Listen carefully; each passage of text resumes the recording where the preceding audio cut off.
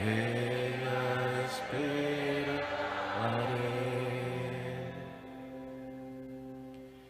El Señor está con ustedes. Proclamación del Santo Evangelio según San Marcos.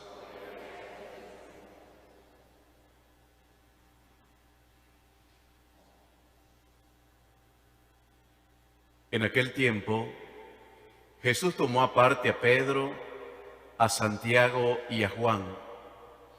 Subió con ellos a un monte alto y se transfiguró en su presencia. Sus vestiduras se pusieron esplendorosas, blancas, como una blancura que nadie puede lograr sobre la tierra. Después se les aparecieron Elías y Moisés conversando con Jesús. Entonces Pedro le dijo a Jesús: Maestro, qué a gusto estamos aquí. Hagamos 3 chozas, una para ti, otra para Moisés y otra para Elías. En realidad no sabía lo que decía porque estaban asustados.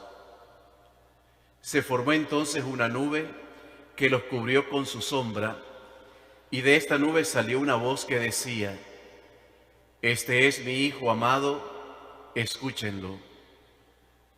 En ese momento miraron alrededor y no vieron a nadie sino a Jesús, que estaba solo con ellos. Cuando bajaban de la montaña, Jesús les mandó que no contaran a nadie lo que habían visto hasta que el Hijo del Hombre resucitara de entre los muertos. Ellos guardaron esto en secreto, pero discutían entre sí qué querría decir eso de resucitar de entre los muertos. Palabra del Señor. Por las palabras de este santo evangelio, borrados sean nuestros pecados.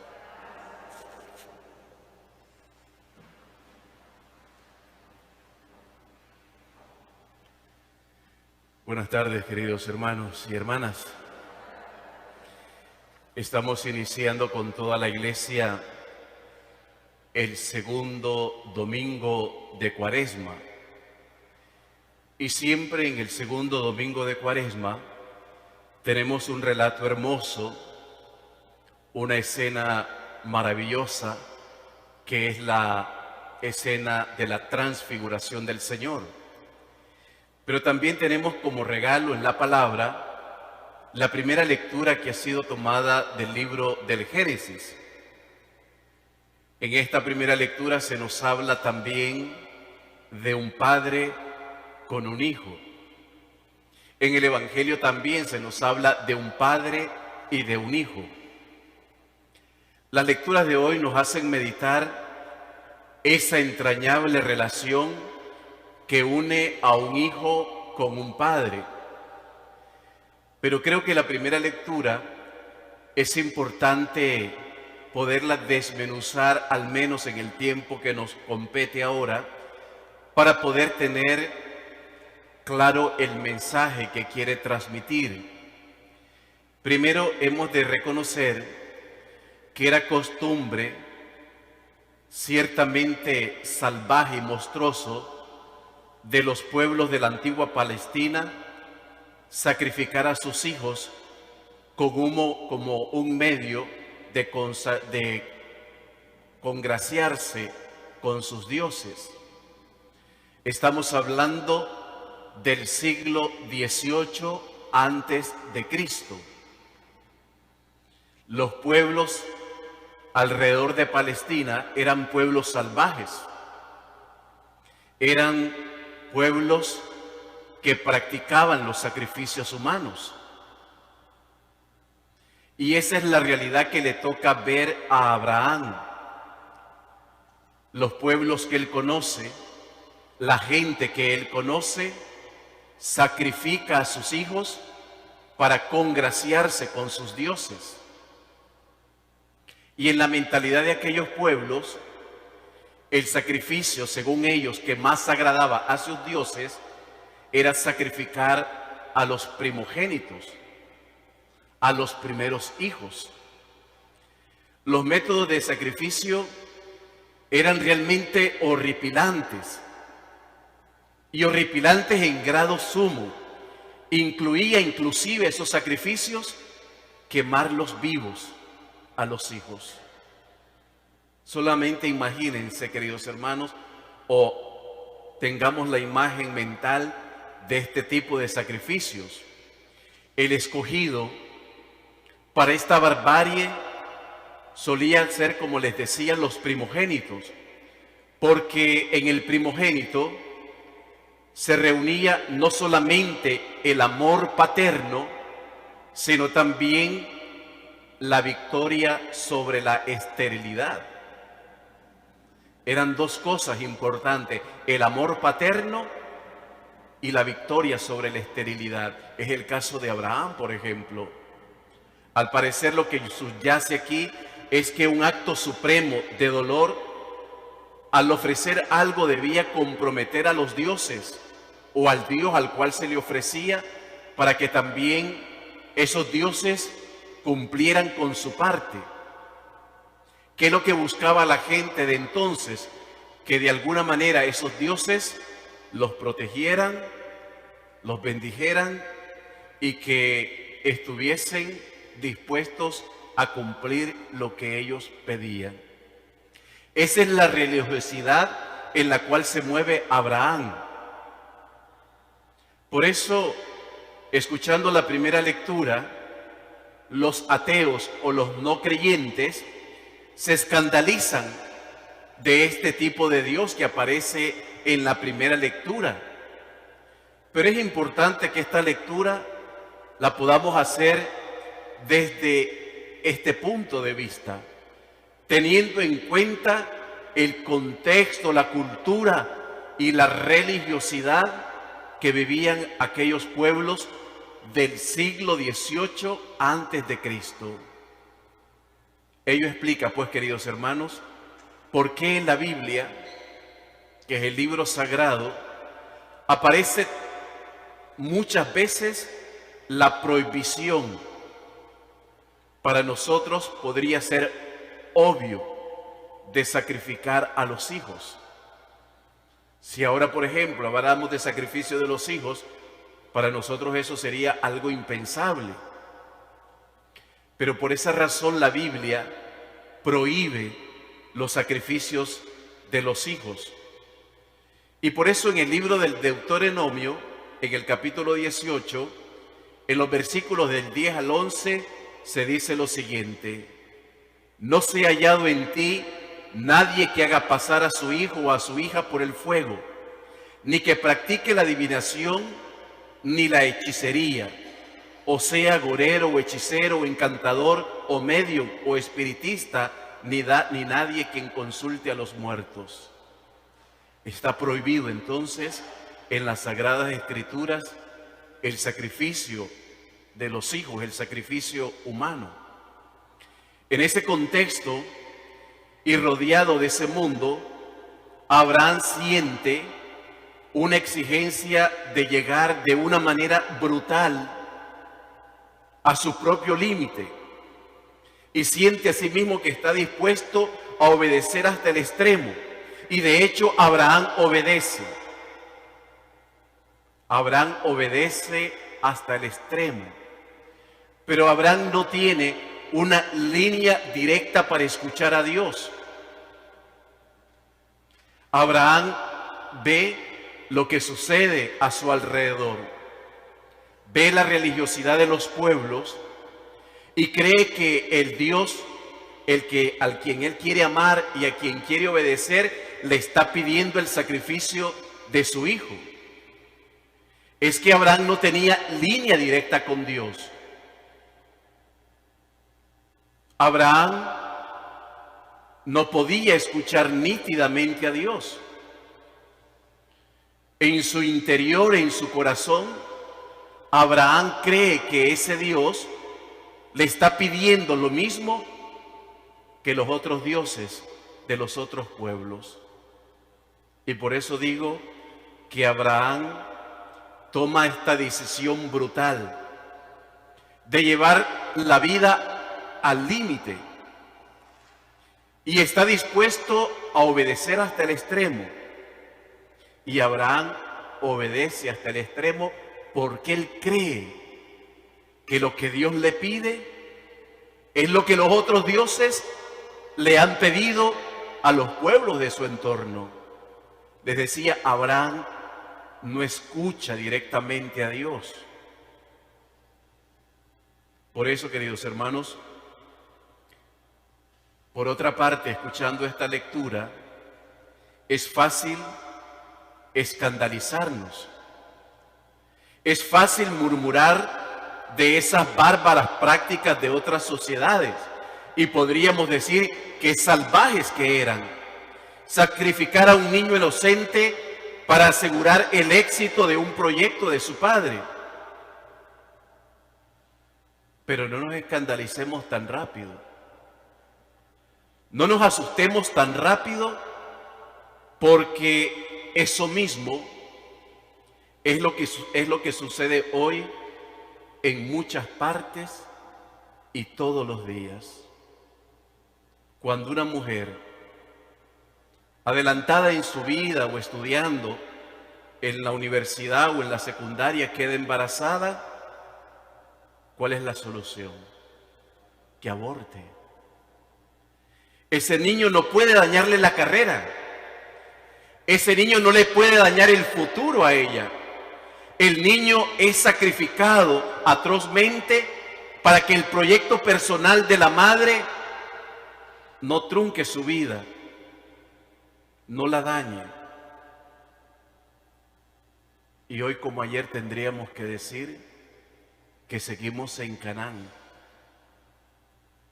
Es cierto que las cosas ahora han cambiado, de alguna manera podríamos decir así, pero si en las sociedades paganas del siglo XVIII antes de Cristo se sacrificaba a los hijos, hoy también se siguen sacrificando a los hijos. Yo no sé cuántos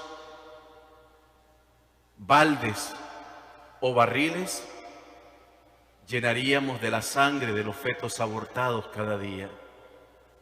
Y en esta ciudad no estamos hablando de la sangre de los fetos abortados en el mundo, no, de la sangre de los fetos abortados en esta ciudad. No sé cuántos barriles llenaríamos de sangre de esos sacrificios. Seguimos en Canaán, queridos hermanos. Y no vale escandalizarnos de esa situación del pasado. No vale decir qué barbaridad cuando en medio de nuestro mundo y en el hoy se siguen cometiendo sacrificios de este tipo. Por eso es importante escuchar esta primera lectura teniendo en cuenta toda esta información. Primero, para darnos cuenta que Abraham en realidad no obedece al Dios fiel de Israel. Abraham no tiene línea directa con Dios. Él siente que ese Dios le pide eso. Y él se mueve, y su corazón se mueve por la real religiosidad de su entorno. Pero fíjense, queridos hermanos, cómo ese Dios también interviene para que el sacrificio no se realice y manda a su ángel. Esto en torno a la primera lectura. Y dos palabras acerca del Evangelio de hoy. La clave sigue siendo la misma y el tema es el mismo: los papás y los hijos. Esta vez se trata del papá por excelencia y se trata también del hijo por excelencia. La escena de la transfiguración nos deja entrever el misterio de este hijo en quien brilla la donación de amor que ha hecho su padre, y el misterio de ese padre en la donación de amor que le hace a su hijo. Y en ese misterio se está realizando nuestra salvación. Por eso la palabra padre, la palabra papá, la palabra que en el griego es Abba, es una palabra que sella la obra de la redención. Cuando concebimos a Dios como nuestro Padre, cuando entendemos a Dios como mi papá, se acabaron las distancias. Cuando entendemos que Dios es un Padre, ya Dios ya no es mi rival. Ya Dios no me puede estorbar en mis planes. Ya no es una idea lejana. Dios no es una energía sin nombre. Ya no es un recuerdo de otra cultura. Ya no es el recuerdo de una ideología dominante, sino todo lo contrario. Cuando descubrimos en Dios a un Padre, a un papá, se terminan las distancias. Nos acercamos a Dios y entonces Dios puede realizar su obra en nuestra vida. Creo que quizás esta es la invitación que nos hacen las lecturas de hoy. Acercarnos a Dios. Pero no acercarnos como ese ser omnipotente que es. No acercarnos como ese Dios todopoderoso que es, porque no hemos de negar que es. Es todopoderoso, es omnipresente, todo lo que nosotros podamos atribuirle a ese Dios. Pero cuando ese Dios le vemos tan cerca de nuestra vida, cuando a ese Dios le podemos escuchar, que es la invitación que nos hace hoy el Señor Jesús, entonces nuestra vida se transforma. La escena de hoy, precisamente el mensaje que descubrimos es ese, que se nos invita a escuchar a Dios. Porque solamente un corazón que está dispuesto a escuchar es un corazón que puede ser feliz. Estamos llamados en esta Cuaresma a convertirnos. De hecho, el miércoles de ceniza, que es cuando comenzó este tiempo de gracia y esta oportunidad, cuando el ministro nos impuso la ceniza en la frente, ¿ustedes recuerdan las palabras que el ministro utilizó? Está reciente, no ha pasado un mes. Conviértete y cree en el Evangelio. Es importante entrar en este camino de conversión. Hay 3 rasgos en esta palabra que nos va a sonar muchas veces en la Cuaresma.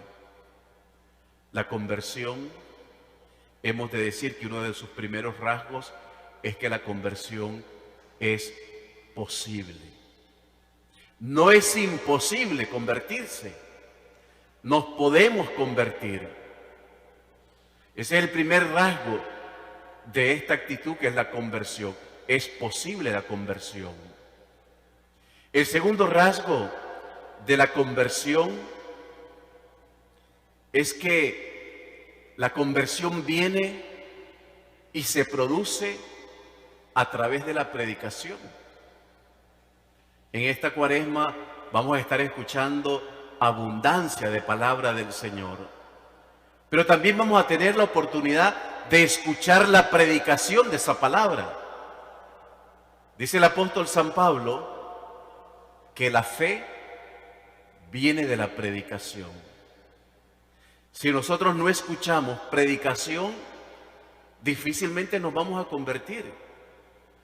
Recuerden la escena del profeta Jonás, que es enviado por Dios a Nínive. ¿Con qué propósito? Con el propósito de predicar la conversión.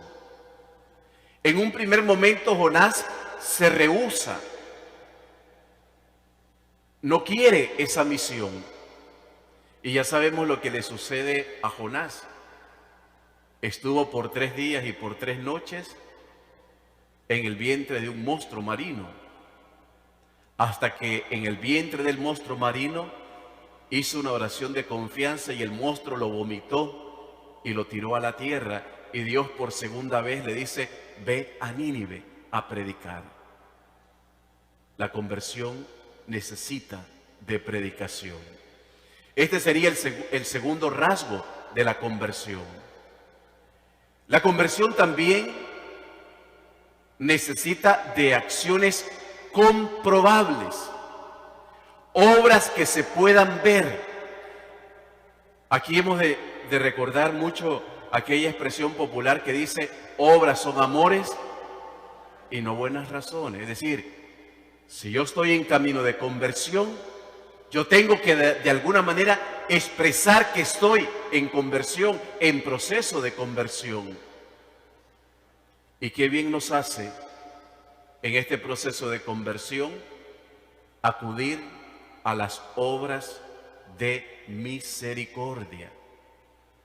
Las obras de misericordia son la expresión de un corazón que se quiere convertir. Y entonces, allí, queridos hermanos, no nos quedamos solamente en la palabra, sino que vamos a la acción. Obras de misericordia corporales: dar de comer al hambriento, dar de beber al sediento, vestir al desnudo, acoger al extranjero, asistir a los enfermos, visitar a los presos y enterrar a los muertos. Pero también hay otras 7 obras de misericordia espirituales. ¿Alguien las recuerda?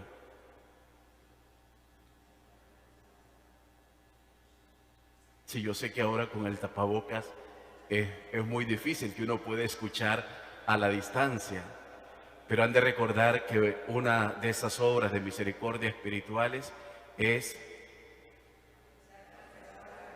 dar consejo al que lo necesita. Pero no solamente es dar consejo, sino dar buen consejo al que lo necesita. Yo pongo con frecuencia el ejemplo de una mujer, una esposa, que se reúne con sus amigas y le cuenta a sus amigas lo difícil de su matrimonio, la dificultad que lleva con su esposo, y las amigas le dicen: no, sepárate, repartan los bienes cada quien 50 y 50, no, sepárate, ¿para qué vas a estar aguantándolo? ¿Eso podría ser un buen consejo? No. Por eso dice esta obra de misericordia: dar buen consejo. Hay gente que le gusta dar consejo, pero da malos consejos. Y la persona que le guste dar consejo ha de estar registrada en la escuela del Espíritu del Señor, porque es el Espíritu quien va a guiar a esa persona a dar un buen consejo en la vida. Dar buen consejo al que lo necesita. Enseñar al que no sabe. Ya llevamos 2. La tercera: perdonar las ofensas. Corregir al que se ha equivocado. Consolar al triste. Estamos en una época y en un tiempo en donde hay gente muy triste, gente deprimida, gente en soledad. Consolar al triste. Otra virtud, faltan 2 creo, ¿verdad? Rezar por los vivos y por los muertos, por los difuntos. ¿Falta alguna?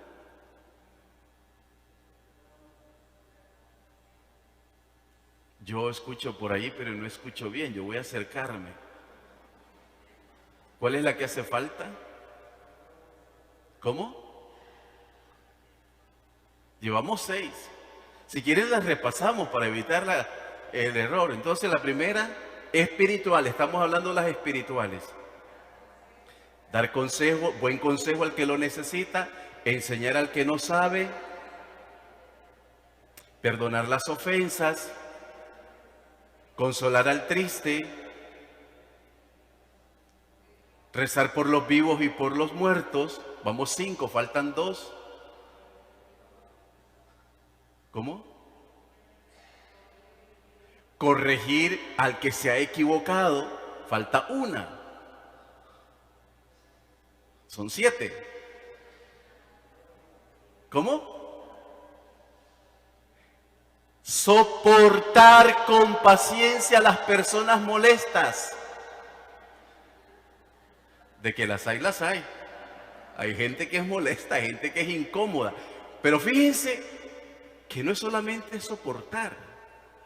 Porque si nos quedamos soportar a la persona molesta, ese soportar se convierte en una carga pesada, insoportable.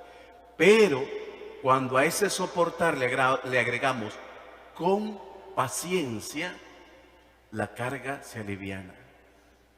No es soportar porque no queda otra, no, soportar con paciencia a las personas molestas, a las personas incómodas. Y ahí está un camino, queridos hermanos, para recordar que la conversión implica acciones y acciones comprobables. Que podamos comprobar tu conversión, que los demás puedan ver que estás en camino de conversión. Y el cuarto rasgo de la conversión se los voy a decir ahora, que después que ustedes me digan cuáles son los otros 3, que ya los dije. ¿Cuáles son los 4 rasgos? Que la conversión es posible. Nadie puede decir, yo no tengo remedio. No, no, no. Eso es como decirle a Dios, tú no puedes hacer nada conmigo. La conversión es posible. Yo me puedo convertir. Yo puedo cambiar mi vida. La conversión es posible. La segunda, para poderme convertir, necesito escuchar la predicación. Para comprobar que yo me estoy convirtiendo, necesito obrar bien, obras de misericordia. Y el cuarto rasgo es la penitencia. En la iglesia, últimamente no predicamos tanto de la penitencia, los curas, pero la penitencia es sumamente importante, porque la penitencia nos ayuda a tener dominio de nosotros mismos.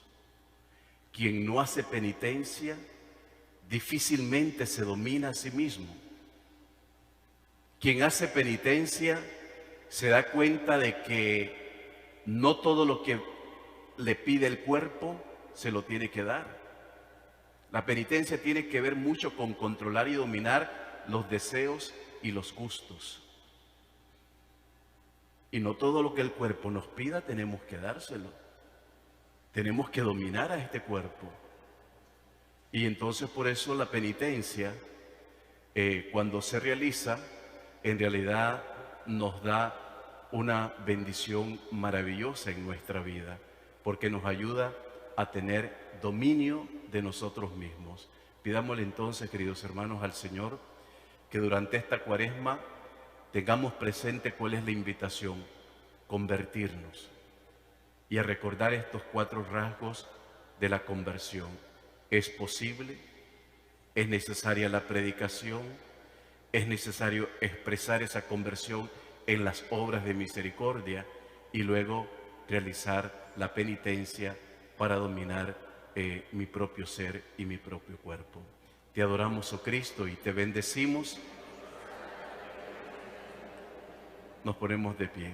Creo en un solo Dios, Padre Todopoderoso,